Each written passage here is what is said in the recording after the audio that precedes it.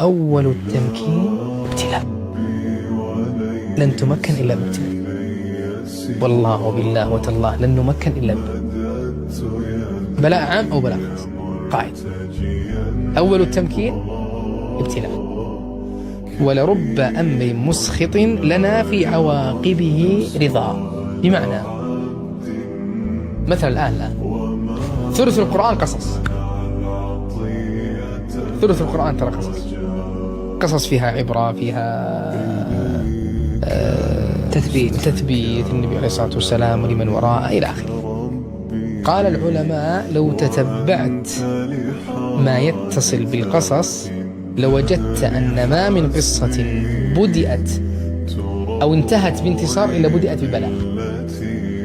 أيوب بلاء ثم جعلها الله ممكن في نهاية القصة. نوح، لوط، إبراهيم، محمد صلى الله عليه وسلم، موسى، حتى سليمان فتنه الله جل في عليائه ألغينا على كرسيه جسدا ثم أناب.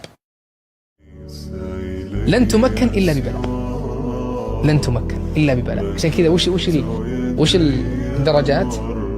بلاء تصبر تمكن، أو بلاء تصدق تمكن.